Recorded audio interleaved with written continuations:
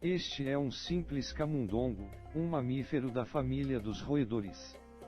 Para que ele possa sobreviver, digerir alimentos, movimentar seus membros, e até morder cientistas, é necessário algo muito importante em seu organismo.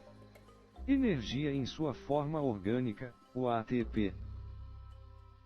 Para que possamos entender como funciona o processo da respiração celular, teremos que analisar este camundongo em nível celular. Começaremos da primeira etapa, a entrada da glicose na célula. Estamos nos aproximando da membrana plasmática do nosso roedor, uma estrutura que envolve todas as células vivas.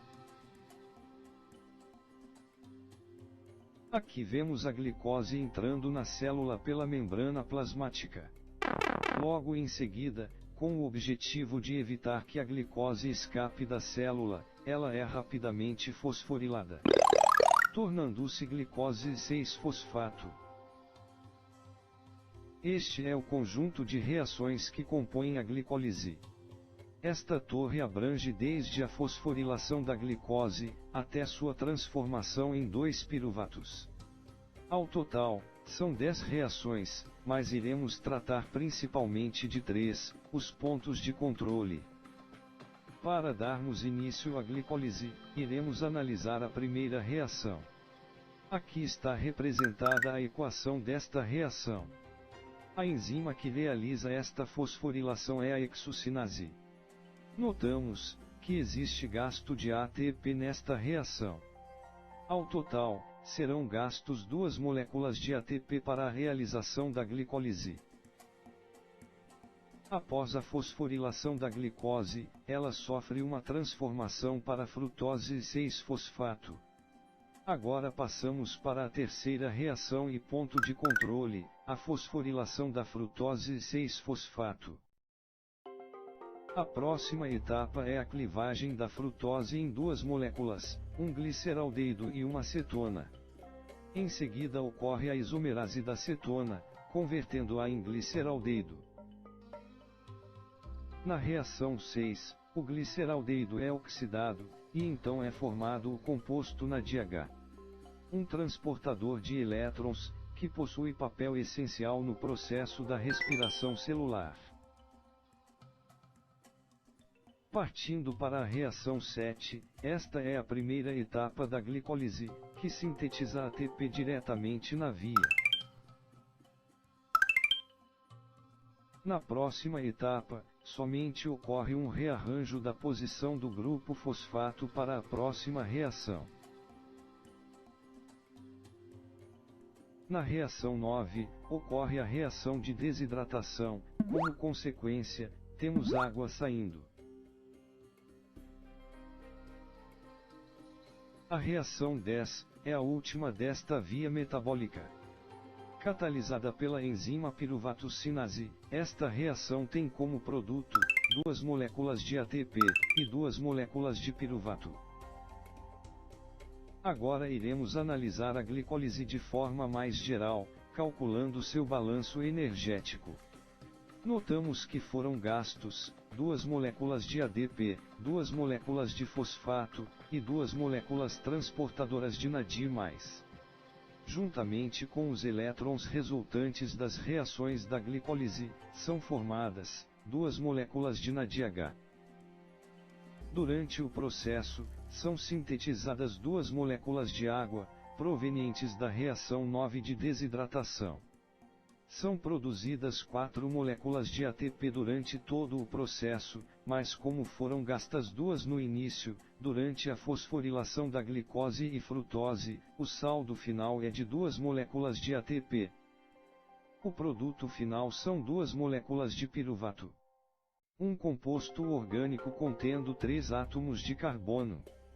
A respiração celular continua, com a entrada do piruvato na mitocôndria. Pelo processo de descarboxilação oxidativa, o piruvato é convertido em acetil-CoA. A formação do acetil-CoA é catalisado pelo sistema chamado complexo piruvato desidrogenase. Pela equação desta reação, notamos que ocorre a saída de gás carbônico e uma molécula de NADH.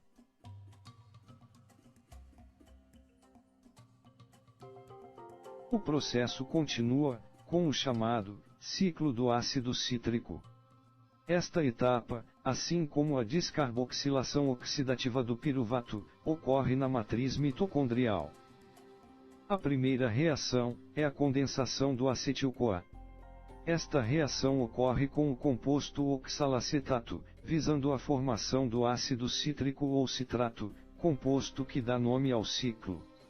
A segunda etapa do nosso ciclo tem seu início com a desidratação do citrato, transformando-se em um composto intermediário. Em seguida ele é hidratado, originando o isocitrato. Nesta reação, o isocitrato sofre uma descarboxilação e uma desidrogenação, liberando NADH e gás carbônico no processo, originando como produto o cetoglutarato. O mesmo acontece na transformação do cetoglutarato para succinil, havendo liberação de NADH e gás carbônico. Durante a conversão de succinil para succinato, ocorre a liberação de GTP, uma molécula semelhante ao ATP, tendo papel de moeda de troca dentro da célula. Na próxima etapa, o succinato sofre uma oxidação, originando o fumarato, e uma molécula transportadora de FADH2. Em seguida, o fumarato é hidratado, formando o composto malato. A última etapa é a regeneração do oxalacetato, onde o malato sofre uma desidrogenação, originando NADH no processo. O oxalacetato, regenerado na última etapa, volta ao topo do nosso ciclo, onde irá participar de todo o processo novamente, quando um novo acetil-CoA aparecer. A última etapa da respiração celular é chamada cadeia transportadora de elétrons. Agora a célula consegue aproveitar a energia contida nas moléculas de NADH e FADH2, provenientes das etapas anteriores, através da doação de seus elétrons para as proteínas que se encontram na membrana interna da mitocôndria. Aqui vemos o NADH entregando seus elétrons para o complexo 1, permitindo que ele bombeie prótons para fora da matriz. À medida que os elétrons movem-se de um complexo a outro, eles transferem parte de sua energia para as proteínas, que bombeiam os prótons de hidrogênio para o espaço intermembranoso mitocondrial. O oxigênio que respiramos é essencial para a cadeia transportadora. Ele é um ótimo aceptor de elétrons, capturando-os no final da cadeia transportadora.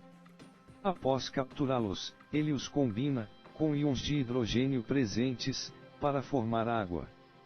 Devido a este fluxo de prótons, é gerada uma força próton-motriz, criando um gradiente químico e elétrico na membrana mitocondrial interna. Esta diferença de força potencial faz com que os prótons retornem à membrana. O complexo proteico, que permite esta passagem, é a ATP sintase. Um complexo formado por duas partes. Uma que tem o papel de conduzir os prótons de volta à matriz mitocondrial, e a outra que sintetiza o ATP, utilizando a energia gerada pelo retorno dos íons. Vale ressaltar que o papel do gradiente de prótons não é impulsionar a síntese de ATP, mas sim sua liberação. Para finalizarmos nosso estudo sobre a respiração celular, iremos analisar sua equação geral e seu saldo energético. Este é o resumo da equação geral da respiração celular, onde a combinação de glicose com oxigênio gera gás carbônico, água e energia. Esta tabela explica de onde surgiu a energia durante o processo da respiração celular. Notamos que durante todo o processo foram formadas 10 moléculas de NADH. Como cada uma delas gera 2 ATPs e meio, o somatório final é de 25 moléculas de ATP. Porém, em alguns casos, as duas moléculas de NADH, sintetizadas no citoplasma, durante a etapa da glicólise, precisam ser lançadas para dentro da mitocôndria, fazendo com que estas moléculas em particular, tenham rendimento de 1 ATP e meio. As duas moléculas de FADH2, sintetizadas na etapa do ciclo do ácido cítrico, geram 3 ATPs na última etapa da respiração. Somando com as restantes, 2 moléculas de ATP, e 2 moléculas de GTP, o saldo final da respiração celular é igual a 30, ou 32 ATPs.